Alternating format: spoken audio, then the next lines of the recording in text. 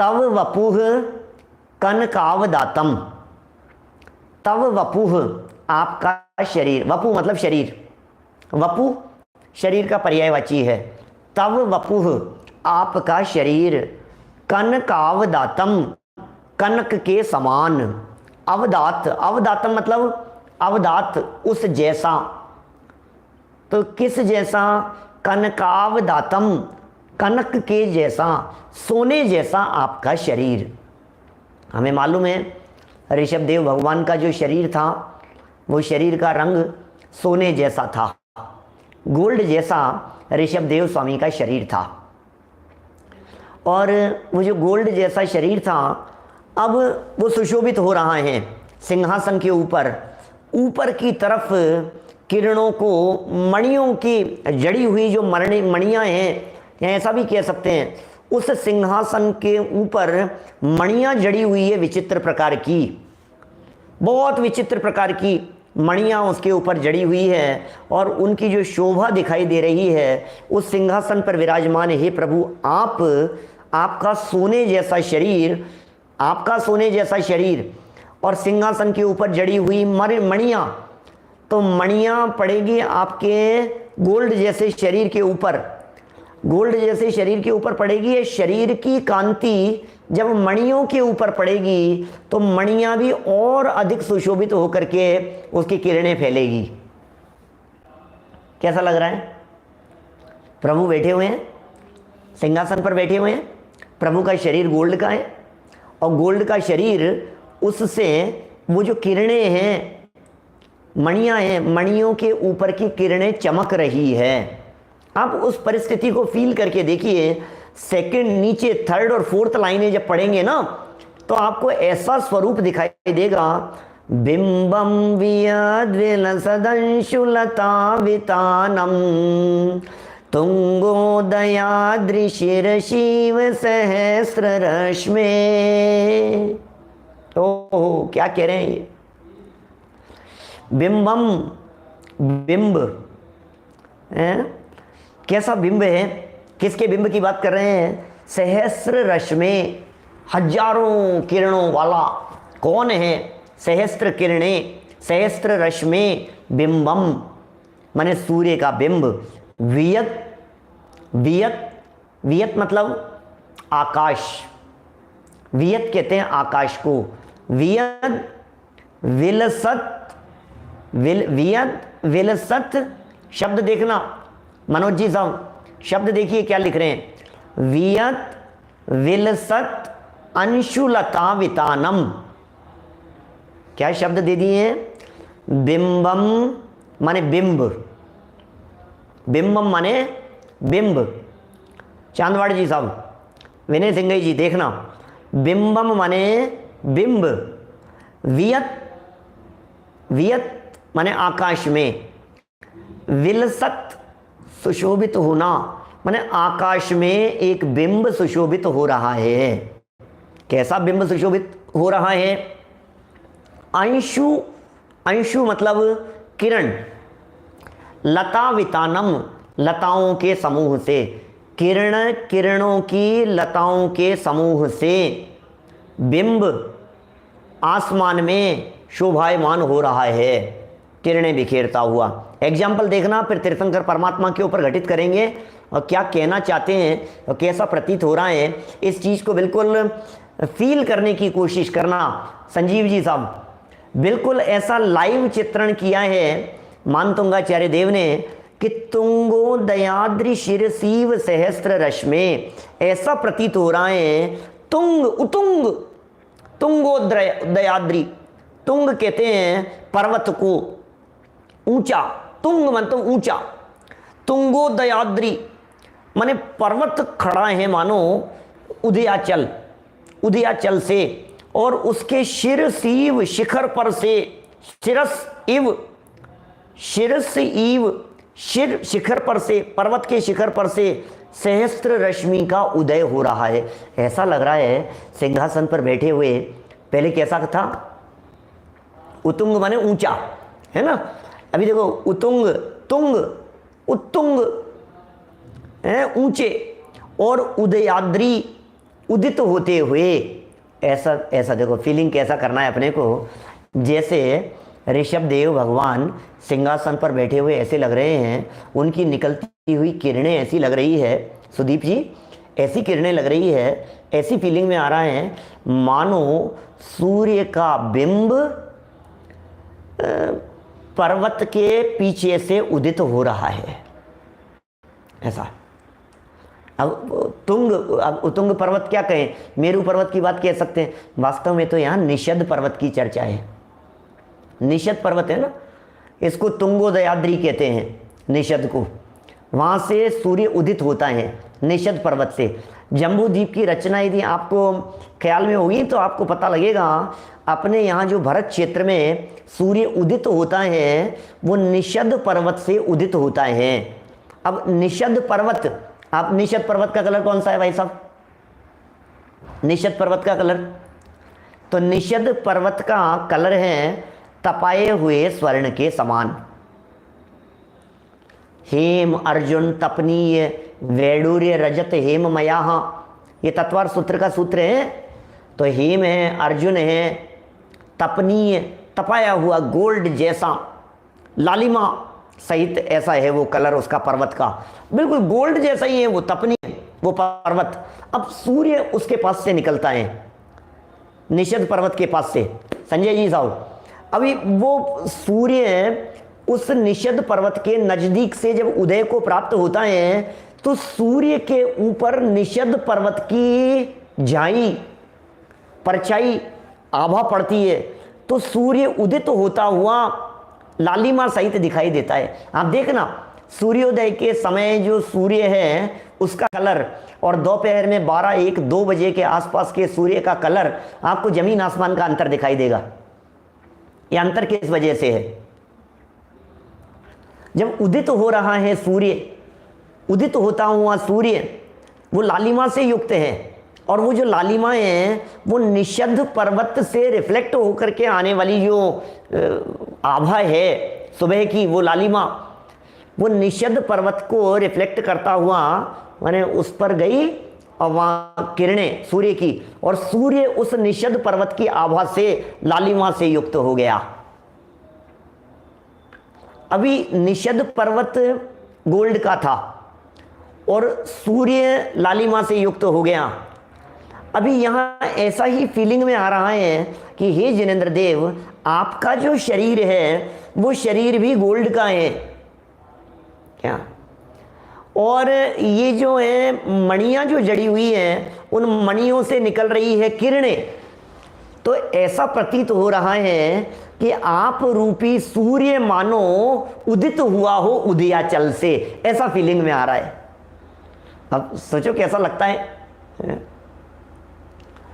भगवान बैठे हुए हैं, पिछले श्लोक में क्या कहा था, प्रभु बैठे हुए हैं और अशोक वृक्ष है, अशोक वृक्ष में से, और कितना प्रैक्टिकल है, कहीं जैसे प्रकाश पुंज हो, मान लीजिए टॉर्च हो, लाइट हो, और कोई चलनी हो मान लीजिए, तो चलनी में से छन छन करके जाएगी ना, उसके प्रकाश जैसे जाएगा, तो ऐसे अशोक वृक्ष में से छन करके आपकी रोशनी ऐसे बाहर निकल रही हो, ऐसा एग्जाम्पल दिया, ऐसी बात कही पिछले श्लोक में। अब यहाँ क्या कह रहे हैं, यहाँ ये कह रहे हैं सिंहासन के ऊपर भगवान विराजमान है, प्रभु सिंहासन के ऊपर विराजमान है, और सिंहासन पर बैठे बैठे ऐसा लग रहा है जैसे ही हम वहाँ समूह शरण में हम प्रवेश किए और हमने ऋषभ देव प्रभु को देखा तो हमें ऐसा लगा मानो तुंगोदयाद्रि शिरसीव सहस्त्र रश्मि, तुंगोदयाद्रि से सहस्त्र रश्मि सूर्य का उदय हो रहा है। उदयाचल से उदित होते हुए सूर्य की उपमा दे रहे हैं। अरे प्रभु, आपके चरणों के समागम में आने पर यहाँ रत्नत्रय का उदय होता है, यहाँ सम्यक दर्शन का उदय होता है, यहाँ सुख का उदय होता है, यहाँ संवर और निर्जरा का उदय होता है। मानो प्रभु कर्म निर्जरित होते हैं, अंधकार विनाश को प्राप्त हो जाता है, और अंदर की किरणें माने ये जो रत्न है, चैतन्य रत्न के, रत्नाकर के रत्न दर्शन ज्ञान चारित्र, उनकी किरणें ऐसी प्रकाशमान होती हुई उदित होती हुई दिखाई देती है। अरे नया जन्म हो जाता है। उदित होने का मतलब मानो नया जन्म हो जाना, जन्म बदल गया है मानो भव्य प्राणी का, जो आपके चरणों की शरण में आ गया है। ऐसे गजब की बातें लगती है, सुन सुन करके ऐसा लग रहा है यार कब चलो वहां समूह शरण में, कब चल करके देखो वहां ऋषभदेव भगवान, अरे जो भी सिमंदर भगवान के समूह शरण में चलो, यहाँ से देवगति में जाएं और देवगति से फिर वहां सिमंदर भगवान के, युगमंदर स्वामी के, बाहु स्वामी के, सुबाहु स्वामी के उनके समूह शरण में जाकर के कैसा महसूस करते होंगे, कैसा फीलिंग में आता है, देख देख करके ऐसा लगता होगा। ये ऐसा जीवंत चित्रण किया है तो देख करके ऐसा लग रहा है मजा आ गया भाई साहब, कुछ अद्भुत बातें हैं, कुछ अद्भुत दृश्य दिखाई दे रहे हैं। देखो महिमा सिंहासन की नहीं है, ध्यान देना, सिंहासन की नहीं है महिमा, लेकिन सिंहासन पर विराजमान प्रभु कैसे दिख रहे हैं, सिंहासन पर विराजमान, अरे ये तो आपका बहिरंग स्वरूप ऐसा दिख रहा है, आपके शरीर की कांति की बात कर रहे हैं। अभी चैतन्य प्रकाश की बात करो फिर तो बात ही क्या होगी। अंदर में चेतना के प्रकाश की बात करो, वो तो पूर्ण सूर्य अंदर में दैदीप्यमान है, और जिसके अंदर में सूर्य उग गया हो, चैतन्य सूर्य का प्रकाश हो, उनकी देह कितनी दैदीप्यमान होती है, कितनी चमकदार होती है, स्फटिक मणि जैसी ऐसी ऐसी दिखती है, परम औदारिक शरीर है, दिव्य कांति से युक्त है प्रभु। ऐसे जहां बैठे हैं और जो व्यक्ति जिधर से देखता है, चारों तरफ 12 सभाएं लगी हुई है और 12 सभाओं में बैठे हुए जीवों को सबको ऐसे लगता है प्रभु मेरी तरफ ही देख रहे हैं। पीठ नहीं होती है उनके प्रभु के, ऐसे कोई उनका बैक पोर्शन नहीं होता है, दिखाई नहीं देता है ऐसा।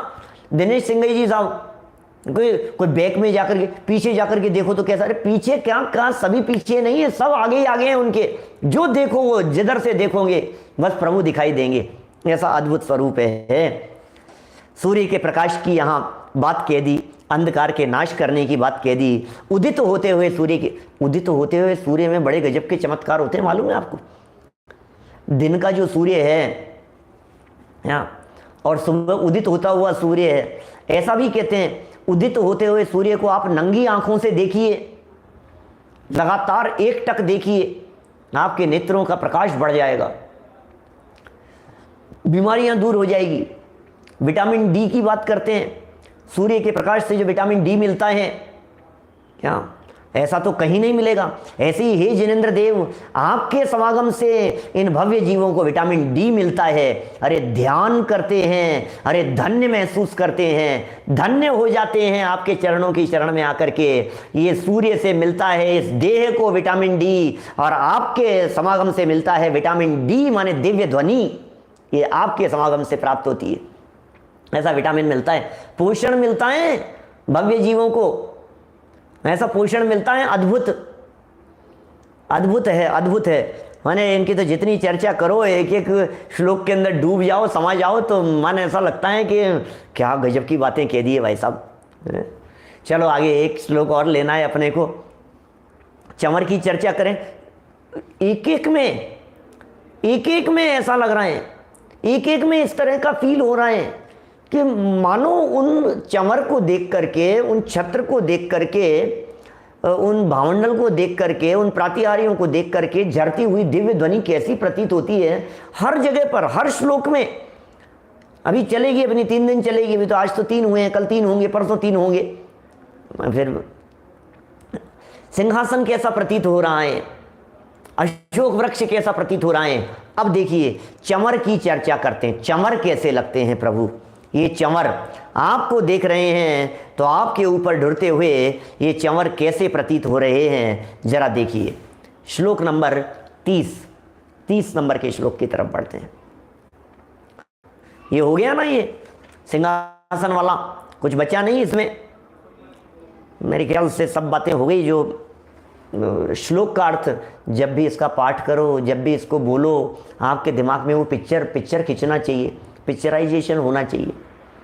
मुंह से पाठ बोलते रहें और स्वरूप ही ख्याल में नहीं आ रहा है, क्या बोल रहे हैं, कैसा लग रहा है। जब आप ऐसा बोल रहे हो ना, सिंहासने मणिमयूख शिखा विचित्रे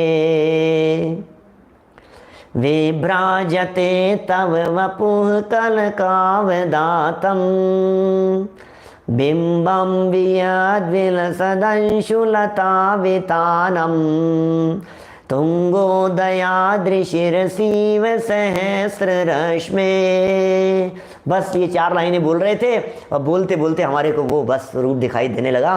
प्रभु बैठे हुए हैं, सिंहासन पर बैठे हुए हैं, क्या चमक रहा है, उनका कनकावदातम स्वर्ण जैसा चमकता हुआ उनका शरीर, और ऐसा कैसा प्रतीत हो रहा है हमारे को जैसे वो सूर्य उदित हो गया हो।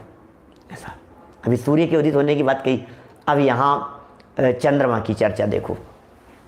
देखिए क्या कह रहे हैं 30 नंबर, कुंदावदात चल चामर चारु शोभम विभ्राजते तव वपुः कल धौत कांतम उद्यच्च शांक शुचि निर्जर वारिधार मोच्च स्तटम सुरगिरे रिवशात कौम्बम। क्या कह रहे हैं, कुंदावदात, अब प्रतीक है सब और देख रहे हैं कैसी चर्चा होगी। कुंद, कुंद जानते हैं आप, कुंद अवदात, अवदात मतलब उसके जैसा, अभी पीछे भी है ना अवदात।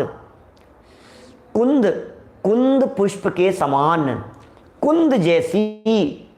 ये कुंद भी एक सफ़ेद कलर का पुष्प होता है, बड़ा सुंदर पुष्प है, अलग ही तरह की जाति है, जैसे चमेली वगैरह और इस तरह के फूल होते हैं ना, जैसे इस तरह का कुंद जाति के पुष्प अवदात। और कैसा, चलता हुआ चामर, कुंदावदात माने कुंद पुष्प के जैसा, श्वेत सफेद, चल चामर, चामर कैसे चामर, चमर ऐसे नहीं ऐसे टंगे हुए चंवर टंगे हुए, अरे नहीं, चलते हुए चंवरों की बात कर रहे हैं। चल मतलब ढुरते हुए चंवरों की बात कर रहे हैं। चल चामर, एक तो स्थिर है चंवर, लगा दिए अपन ने, टांग दिए भैया वेदी पर, दोनों तरफ अपन ने चंवर टांग दिए हैं, तो वेदी पर दोनों तरफ चंवर टके हुए हैं, तो ये चंवर स्थिर हो गए। अभी कह रहे नहीं, चलते हुए, तो चल मतलब कभी नीचे होते हैं, कभी ऊपर जाते हैं, कभी नीचे होते हैं, कभी ऊपर जाते हैं, ऐसे ऐसे चंवर जब ढोए जा रहे हैं, ढुर रहे हैं, ढुरते हुए चंवरों की बात कर रहे हैं। चल चामर, चारु मतलब सुंदर, चारु, चारुवाक कई बार कहा है, चारु मतलब सुंदर, अवदात मतलब उसके जैसा, उस जैसा, उसके समान, कुंदावदात कुंद जैसा, चलित होता हुआ चमर। चमर ढोने का मतलब नहीं समझते आप, चमर इसके जब चमर, जब इसको चमर ढोना कहते हैं, इसको चमर पकड़ करके जब उनको अपन ऐसी भक्ति कर रहे होते हैं तो चमर ढोना कहलाता है। तीर्थंकर प्रभु के 64 चमर होते हैं, तीर्थंकरों के जो 64 चमर होते हैं, ये एक एक दिशा, चारों दिशाओं में और चारों विदिशाओं में, ऐसे 8 दिशाओं में सब तरफ 8 8 8 8 8 8 8, तो इस तरह से 8 दिशाओं में 8 8 चंवर, ऐसे 64 चंवर देवों के माध्यम से शोभा है भाई साहब उनकी। आइए जैन साहब, बाहरी स्वरूप जब इतना सुंदर है तो अंतरंग कितना सुंदर होगा। अरे भैया, अंदर जिसका सुंदर होता है उसका बहिरंग भी सुंदर होता है। जो अंतर से पवित्र होते हैं वे बाहर से भी पवित्र दिखाई देते हैं। डायमंड के सेट गंदी थैलियों में, कागज के ढेर कूड़े में नहीं रखे जाते हैं, अच्छे स्थान पर होते हैं, तो वो सब उतना ही। अब इसको देख करके अपने को अंदाजा लग रहा है अंदर कितना सुशोभित और शोभायमान प्रभु का स्वरूप है। कुंदावदात चल चामर चारु शोभम विभ्राजते तव वपुः कल धौत कांतम। क्या, कल धौत कांतम, कल धौत चांदी, सोना भी, सोना चांदी जैसा, कल धौत सफ़ेदी लिए हुए, चांदी से युक्त, उसकी कांति, तव वपुः आपका शरीर, वपु मतलब शरीर, तो तव वपुः आपका शरीर कलधौत कांतम, चांदी जैसा चमकता हुआ आपका शरीर, कांतम कांति वाला, विभ्राजते सुशोभित हो रहा है। क्या हो रहा है भाई साहब? आपका शरीर चांदी जैसे रंग वाला है। आपका शरीर नहीं, अभी आपका शरीर कलधौत कांतम।